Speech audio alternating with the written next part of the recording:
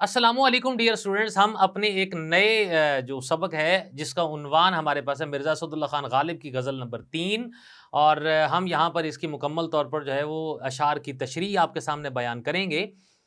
مرزا اسد اللہ خان غالب جو ہیں، ان کے بارے میں یہ کہا جاتا ہے کہ جی 1797 کو آگرہ کے اندر جو پیدا ہوئے، والد کا نام مرزا عبداللہ بیگ تھا۔ غالب کی عمر 5 برس کی تھی کہ ان کے والد جو ہے وہ ایک لڑائی کے اندر جو ہے وہ مارے گئے، اور والد کے انتقال کے بعد مرزا کی پرورش جو ہے ان کے چچا نصر اللہ بیگ کے سپرد ہوئی، جو کہ انگریزی فوج کے اندر ملازم تھے، اور وہ بھی بہت جلد انتقال کر گئے۔ اس کے بعد وہ اپنی والدہ کے ساتھ دلی آئے، اور بچپن میں انہوں نے شیخ معظم سے تعلیم کو حاصل کیا تھا۔ اس کے بعد عبدالصمد سے فارسی میں مہارت حاصل کی۔ دلی میں 13 برس کی عمر میں ان کی شادی نواب الہی بخش معروف کی بیٹی سے ہوئی۔ مرزا غالب کو پینشن ملتی تھی، جس کے اضافے کے لیے انہوں نے کلکتے کا سفر کیا، مگر اس میں اضافہ نہ ہوا، اور معاشی تنگ دستی کی وجہ سے 1850 میں بادشاہ کی ملازمت کو اختیار کیا۔ 1857 میں جنگ آزادی کی وجہ سے پینشن بھی بند ہو گئی اور شاہی ملازمت بھی جاتی رہی، سو نواب یوسف علی خان والی رامپور نے ان کو 100 روپیہ ماہوار جو ہے وظیفہ مقرر کیا، جو کہ تا حیات جو ہے یہ چلتا رہا اس میں سے، اور مرزا غالب نے 15 فروری کو 1869 میں وفات پائی۔ مرزا غالب کی اہم تصانیف کے اندر دیوان غالب، دیوان فارسی، گل رانا، مہر نیمروز، قاطع برہان، لطائف غیبی، قادر نامہ، عود ہندی اور اردو معلی ہے۔ ہم آتے ہیں جی مرزا اسد اللہ خان غالب کی پہلی جو ہے وہ غزل، جس کا آغاز مطلع سے ہوتا ہے۔ سو پہلا ہمارے پاس جو مطلع ہے، اس کے اندر جو مشکل لفظ ہے وہ ہے دل ناداں، جس کو ہم کہتے ہیں جی نا سمجھ دل۔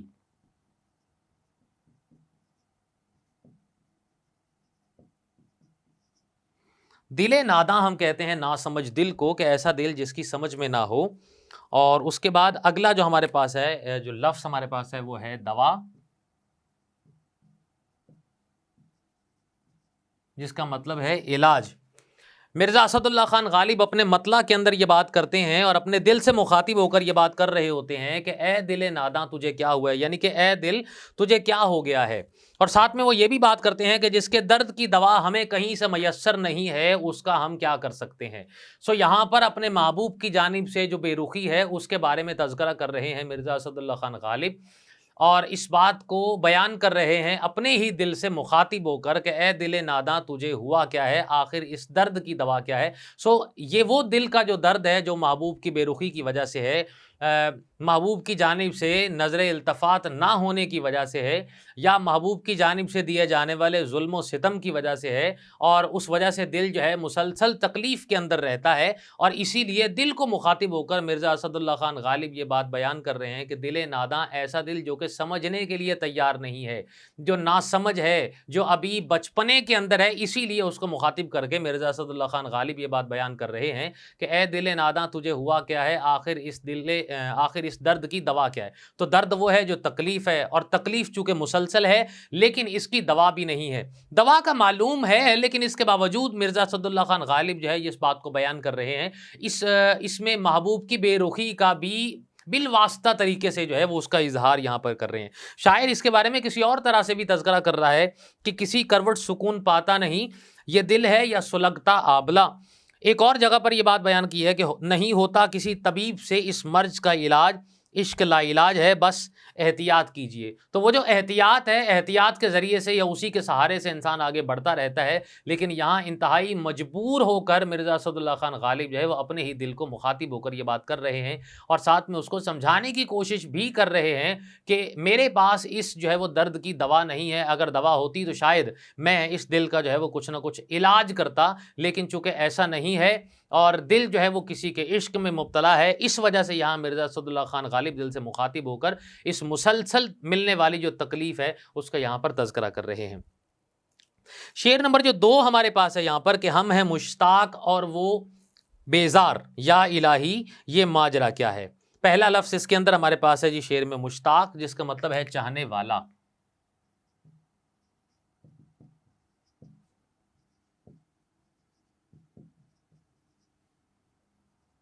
چوتھا لفظ اس میں ہمارے پاس ہے بیزار۔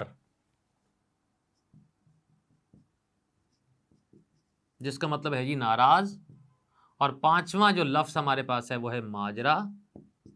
हम किस्से को कहते हैं या हम कहानी को कहते हैं। छठा लफ्ज़ हमारे पास है जी या इलाही, हम अल्लाह ताला की ज़ात को कहते हैं,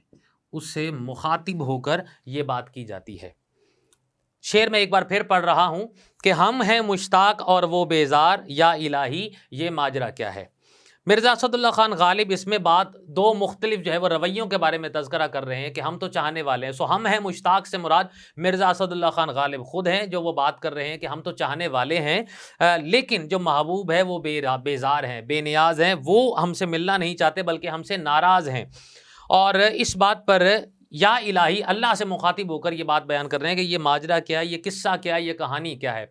यानी कि जो दो रवैये हैं वो एक दूसरे के बिल्कुल बरक्स हैं। महबूब जो है बिल्कुल उनका जो रवैया है बिल्कुल नाराज़गी वाला है और वो नहीं मिलना चाहते, और ना ही उनके दिल के अंदर किसी किस्म की जो मोहब्बत है हमारे लिए, बल्कि हम जो है उनके चाहने वाले हैं और उनकी नज़र इल्तफ़ात के हम मुतमन्नी हैं।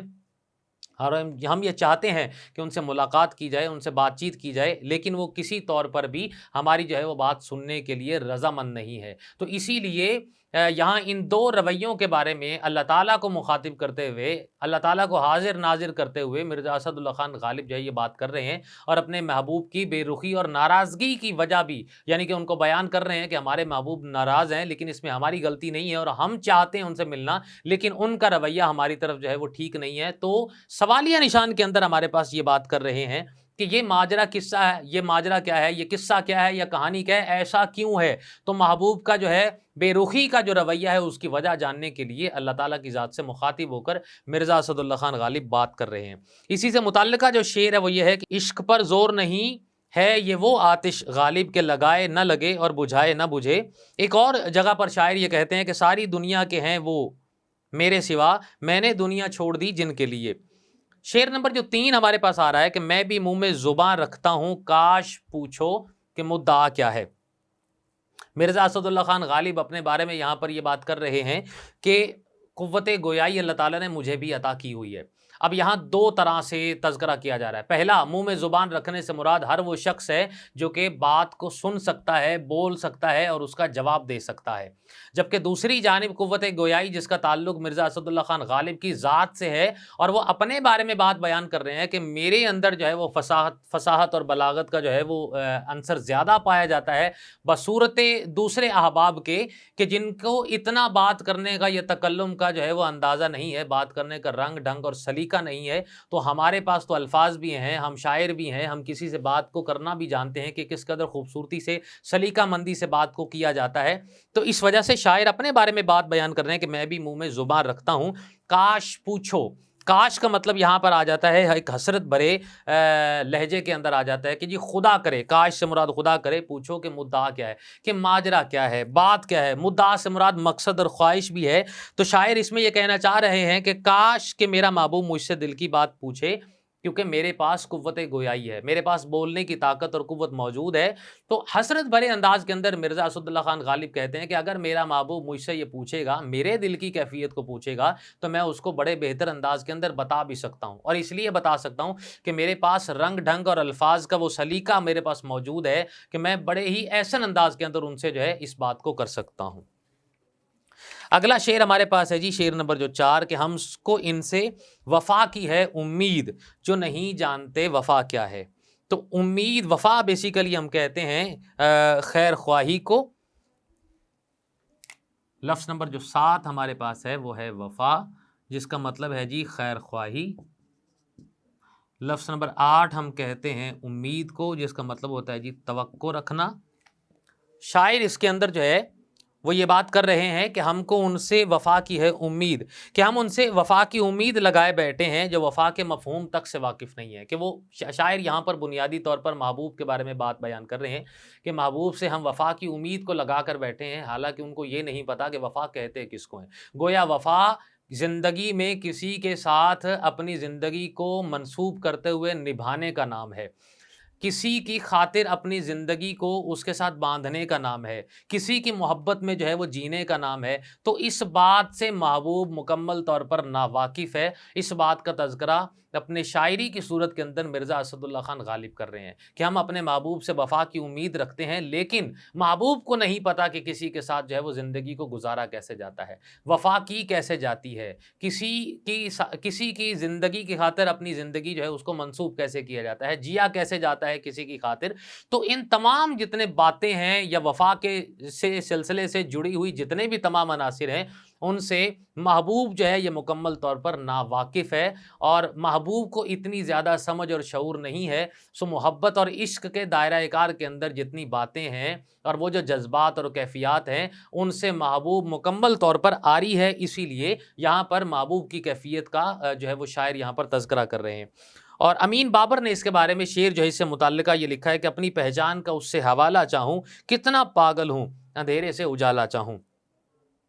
اور ایک اور شعر بھی اس میں بیان کیا گیا، کب نکلتا ہے کوئی دل میں اتر جانے کے بعد، اس گلی کے دوسری جانب کوئی رستہ نہیں۔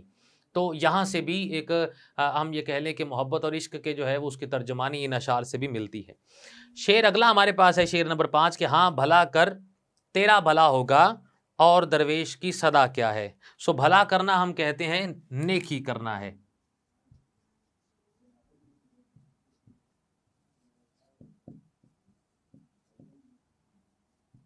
دسواں ہمارے پاس جو لفظ یہاں پر ہے وہ ہے صدا، آواز کو کہتے ہیں۔ 11واں جو لفظ ہمارے پاس ہے وہ ہے درویش،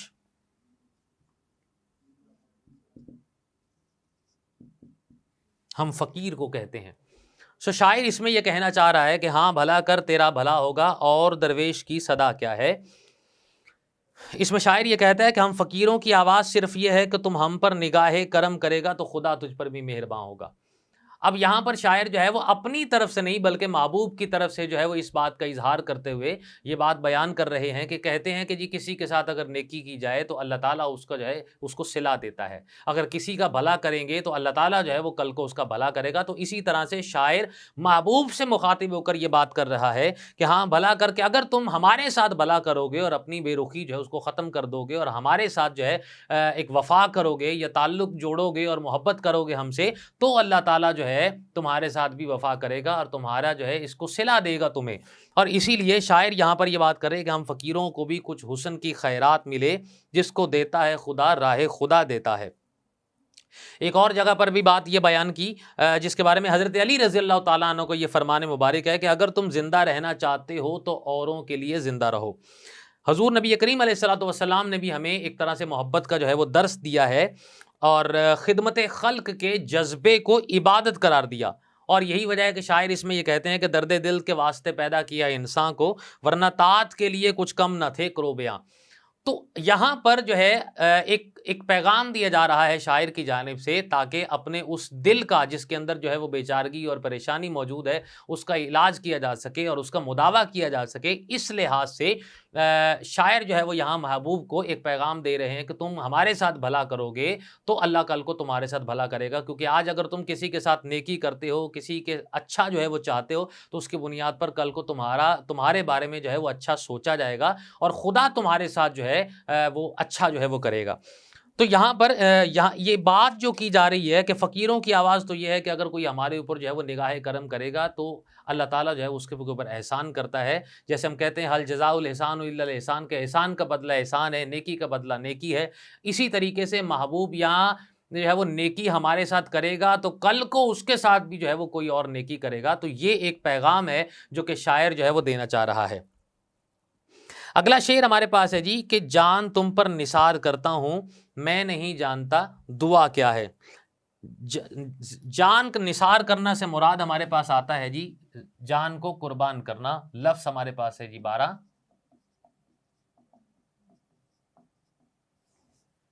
جان نثار کرنے کا مطلب یہ ہے کہ جان قربان کرنا۔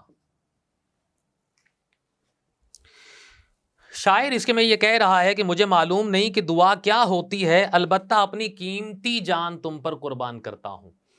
اب یہاں دو جو ہے وہ کیفیات کا یہاں پر جو ہے وہ تذکرہ کیا جا رہا ہے۔ شاعر یہاں پر یہ بیان کر رہا ہے کہ جی میں دعا جو ہے وہ تو ہر شخص، ہر کسی انسان کے لیے جو ہے وہ کر سکتا ہے، چاہے وہ کسی بھی حالت کے اندر ہو، قیام کی حالت کے اندر ہو یا سجود کی حالت کے اندر بھی ہو، تو کسی انسان کے لیے دعا کر دینا کوئی اتنا بڑا مسئلہ یا نہیں ہے، یا اتنا بہت جوخم والا کام نہیں ہے۔ لیکن یہاں شاعر جو ہے وہ اس بات کا دعویٰ کر رہا ہے کہ میں اپنے محبوب کی خاطر جو ہے وہ جان اگر مجھے قربان بھی کرنی پڑے تو میں جان کو قربان کرنے سے میں دریغ نہیں کروں گا۔ اس کے بارے میں یہاں پر جو ہے وہ ان لوگوں کا تذکرہ کیا گیا ہے شاعر نے کہ جو اپنے محبوب کی خاطر جان قربان کرنے والے ہیں، یا محبوب کی خاطر جان کو قربان کر دینا جو ہے وہ سب سے بڑی سعادت یا سب سے بڑا اعزاز جو ہے اس کو سمجھتے ہیں۔ اور یعقوب انجم نے اس شعر کی ترجمانی اس طرح سے کی ہے کہ موت سے کہہ دے جان حاضر ہے، شرط ہے کہ تیرے بھیس میں آئے۔ ایک اور جگہ پر بھی انہوں نے یہ بات بیان کی ہے کہ سب کو پیاری ہے زندگی لیکن تم ہمیں زندگی سے پیارے تھے۔ تو یہاں پر مسئلہ یہ ہے کہ محبوب کے حوالے سے جو بات کہی گئی ہے یہاں پر کہ شاعر محبوب کی خاطر اپنی جان کو قربان بھی کرنا چاہتا ہے، کیونکہ کسی کی خاطر جان قربان کر دینا یہ کوئی معمولی کام نہیں ہے، لیکن شاعر اپنے آپ کو یہ دعوے کے ساتھ اس بات کا اظہار کر رہا ہے کہ محبوب کی اگر بے رخی ختم ہوتی ہے اور اگر محبوب یہ چاہتا ہے کہ میں اس کی خاطر جان قربان کروں تو میں اس میں ایک لمحے کی بھی تاخیر نہیں کروں گا۔ دراصل اس شعر کے اندر محبوب سے جو محبت کا جو انداز ہے وہ بہت زیادہ انفرادی جو ہے وہ انداز اس کو اپنایا گیا ہے، اور محبوب کی خاطر جو ہے وہ ایک جان قربان کر دینے کا جو دعویٰ ہے وہ سامنے رکھا گیا اس میں سے۔ مقطع ہمارے پاس عرض ہے کہ میں نے مانا کہ کچھ نہیں غالب، مفت ہاتھ آئے تو برا کیا ہے۔ سو مان لینا کا مطلب ہوتا ہے تسلیم کر لینا۔ مانا، تسلیم کیا۔ شاعر اس کے اندر جو ہے وہ یہ بات کر رہا ہے کہ میں نے مانا، یعنی کہ اگرچہ غالب کی دنیا میں کوئی حیثیت نہیں ہے لیکن مفت ہاتھ لگ جائے تو کیا حرج ہے۔ اب شاعر یہاں اپنی اہمیت، مقام اور مرتبے کو بیان کرتے ہوئے یہ بات کر رہا ہے کہ دنیا کے اندر بھلے ہماری جو اہمیت ہے وہ بہت زیادہ ہو، لیکن ہم چونکہ محبوب کو مفت میں میسر آ چکے ہیں اسی لیے اپنی اہمیت کو کھو بیٹھے ہیں۔ سو اہمیت اسی صورت میں قائم رہتی ہے جب بندہ اپنے دائرہ کار کے اندر رہے اور اپنے دائرہ کار کے اندر رہتے ہوئے کسی دوسرے معاملے کی طرف مت جائے۔ یہاں پر محبوب کے حوالے سے یہ بات شاعر یہاں پر یہ کر رہا ہے کہ اپنے اندر ایک عاجزانہ جو ہے وہ اظہار کرتے ہوئے شاعر یہ کہہ رہا ہے کہ میں تسلیم کرتا ہوں کہ تمہارے سامنے حقیر و ادنا ہوں اور تمہارے نزدیک میری کوئی حیثیت نہیں ہے، لیکن میری یہ جو ناقدری ہے وہ صرف اور صرف اس لیے ہے کہ میں تمہیں مفت میں میسر آ چکا ہوں۔ شاعر اس کے بارے میں یہ بات کرتا ہے کہ دل لے کے مفت کہتے ہیں کچھ کام کا نہیں، الٹی شکایتیں ہوئیں احسان تو گیا۔ شاعر جو ہے وہ یہاں پر اپنے مفت میں میسر آنے کی بدولت اپنی ناقدری کا شکوہ کر رہا ہے، اور شکوہ کرتے ہوئے کہتا ہے کہ مفت ہاتھ آئے تو برا کیا ہے، کہ اس میں کوئی مذائقہ حرج نہیں ہے کہ میں مفت میں مل گیا ہوں، اور میں نے مانا کہ کچھ نہیں غالب، کہ میں اس بات کو تسلیم کر رہا ہوں کہ میں خود کچھ نہیں ہوں، حالانکہ پوری دنیا کے لیے شاید میرا مقام مرتبہ بہت زیادہ ہو اور میں بہت اچھا اور بہت عظیم المرتبت انسان اور شاعر بھی ہو سکتا ہوں، لیکن محبوب کے نظر کے اندر میں بالکل بھی کچھ بھی نہیں ہوں، اس لیے کہ شاید میں مفت میں میسر آ چکا ہوں۔ تو یہاں پر ہمارے جو ہے وہ مرزا اسد اللہ خان غالب کی یہ جو غزل ہے یہ ختم ہوتی ہے، اور اس کے بعد اگلے لیکچر کے اندر ہم اس کی جو ہے مکمل مشق آپ کے سامنے حل کریں گے۔